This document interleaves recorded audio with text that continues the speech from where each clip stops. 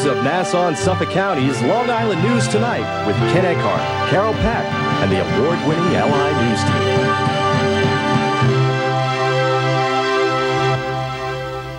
Good evening. I'm Chris Collora, sitting in for Ken Eckhart with this special edition of LI News Tonight. Back in the 1920s, the North Shore of Long Island gained the title of the Gold Coast. It was home of the wealthy and privileged lifestyle immortalized in the novel The Great Gatsby, when about 1,200 Gold Coast mansions dotted the North Shore. Today, only a handful of these magnificent mansions remain standing as a reminder of a memorable time in Long Island's history. Tonight, we'll visit a few of the surviving Gold Coast mansions and learn what's being done to preserve them.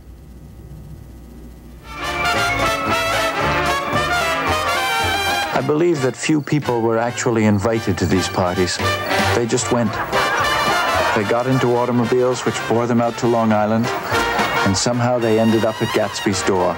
Once upon a time, that's the way it was here on Long Island. And just like the narrator in the novel The Great Gatsby portrayed here in this 1974 movie adaptation, today we can only appreciate that fabled time in Long Island's past from a distance. It was an era of extravagance when wealthy New Yorkers built over 1,200 mansions that line the North Shore of Long Island from Kings Point to Northport. But nobody wanted to spend their summers in New York City, and the most convenient, attractive place to go would be the North Shore of Long Island.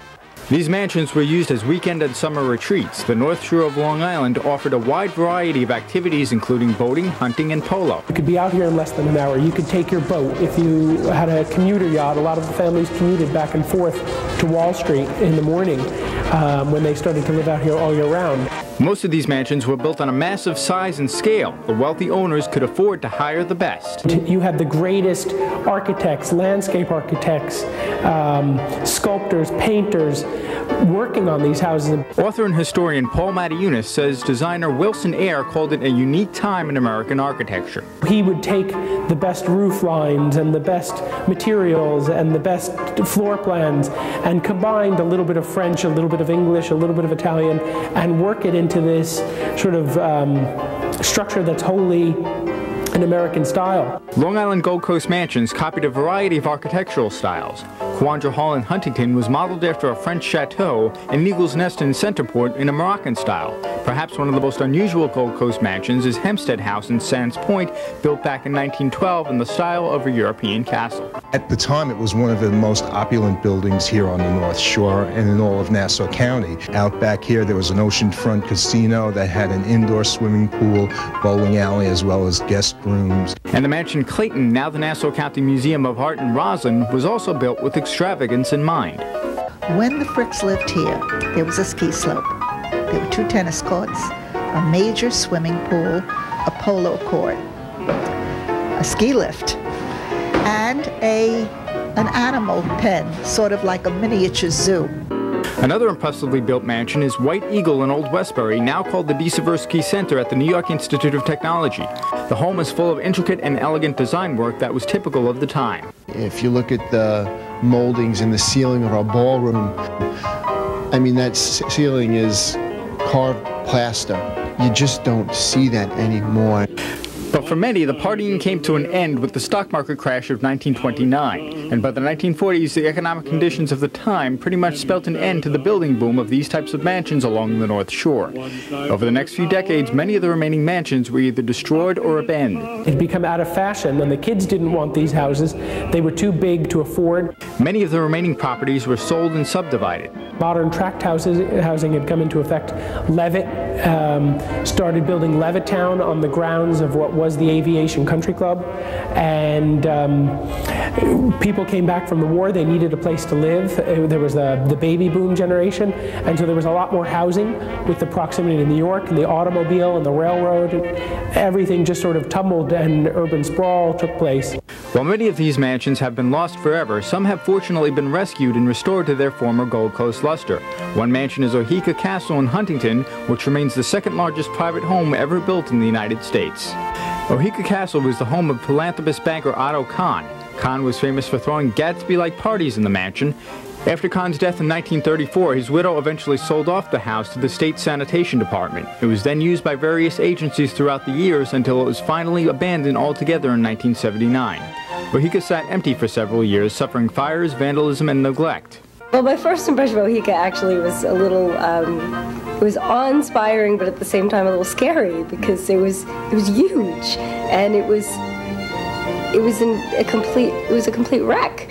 So, and my father bought it in 1984, and we're all thinking, oh my God, what are you going to do with this? Well, I always thought it could be restored. I didn't think how big a job it was going to be to restore. I think I underestimated that. Milius spent 25 years and over $30 million restoring the home. Today, Milius runs Oheka as a small luxury hotel and event venue. It offers guests the chance to experience what living in one of these Gold Coast mansions may have been like back in the heyday of the Gold Coast.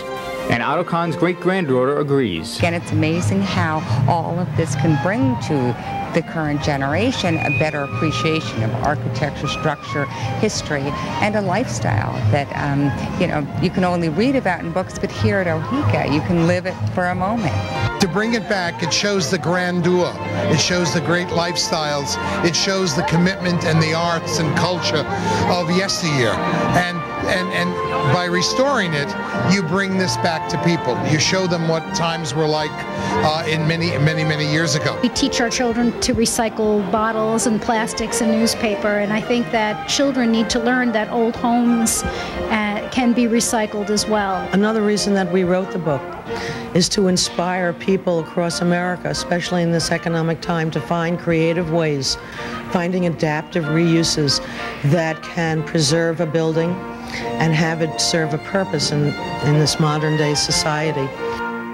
A Muttontown mansion named Fairleigh faced almost certain destruction in the 1990s. Fairleigh was the home of George S. Brewster, heir to a Standard Oil fortune. The 46-room mansion was built in 1912. It was the home of the Brewster family through 1968, but after several sales, it was eventually abandoned as well. The house was stripped of everything. There wasn't a doorknob left. The paneling was stolen. The pilasters in the living room were stolen. So it was really quite a shell, and I basically said this house is going to be torn down. But it wasn't. The mansion was rescued by new owners who decided to take on the challenge of restoring it. I felt a very strong presence of how beautiful it once was. And a lot of the restoration work was done by recreating the details from old photographs published in Town and Country magazine in 1918. We ended up finding a company that replicated some of the original chandeliers, including the ones here in the living room. And all they had to go by were the dimensions of the room and the original photograph. Most people, if you stick them side by side, don't even see the difference between the two chandeliers. They're almost identical. And the value of these old homes is now being taught to the next generation. We learned about the history of Long Island, and one of the things we study is how Long Island was a very important affluent area during the Gold Coast. We learn all about the time when Long Island was an area of tremendous estates and how life was very different back then. Another famous Gold Coast mansion, Westbury House at Old Westbury Gardens, built in 1906, is also preserved in a similar way. Anything that's done, any repairs that need to be made to the house, we go through an exhaustive study of finding just the right materials to match as closely as we can what the original architects had in mind. And the restoration of Quandra Hall in Huntington is following a similar pattern. And the building and the property of 33 acres is listed on the National Register of Historic Places. So that gives us all the guidelines towards the restoration, which is the Gold Coast era. The mansions, I think, are something that's more attractive because a lot of people don't live in mansions today and don't get to see mansions, and this is a way of sharing in that legacy. But despite the efforts at preservation, many of these aging estates are still being lost. The mansion Land's End in Sands Point, which was the inspiration for Daisy Buchanan's house in The Great Gatsby, is currently in danger of being ripped down by developers who want to subdivide the property.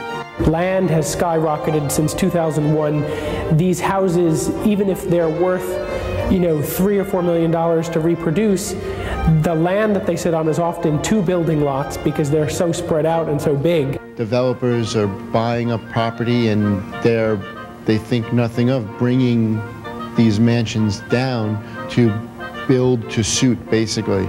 Long Island author Nelson DeMille wrote 2 books set in Gold Coast mansions. DeMille says literature has helped to preserve the mythic allure of these mansions. Gatsby is definitely an inspiration, and I mentioned Gatsby in both books, Gold Coast and Gatehouse. And I pay homage to the book. You have to. You can read it today, and you can still understand that world. I mean, it was a beautiful period piece. Many of these remaining Gold Coast estates are accessible to the public today as museums, parks, and event venues. And DeMille agrees keeping them as private homes is unlikely. The second life of the house as a commercial venture, which is the only place, the only way you could really preserve these houses. One of the most prominent is Eagle's Nest in Centerport, the William K. Vanderbilt II estate. This room's an eclectic collection of Mr. Vanderbilt's travels. It includes everything from exotic butterflies and birds to weaponry and artifacts from the South Seas.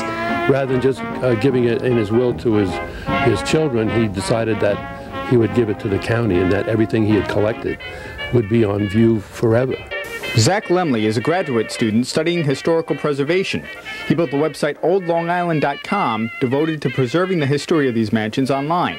You know, there's a lot there, especially from an architectural standpoint. Some of the greatest architecture that was ever built in this country. You know, and not enough people appreciate it, not enough people are aware of it, and I just wanted to do my part to, you know, bring it to light. In addition to saving these historic mansions, much of the nature surrounding the homes has also been preserved as parks and nature preserves. One famous example is the home of President Theodore Roosevelt, Sagamore Hill in Oyster Bay.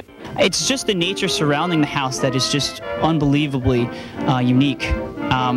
While you have this suburbs boom of Long Island, what you really need to understand, and what people will have to understand when they come here, is that this is the rural area of New York.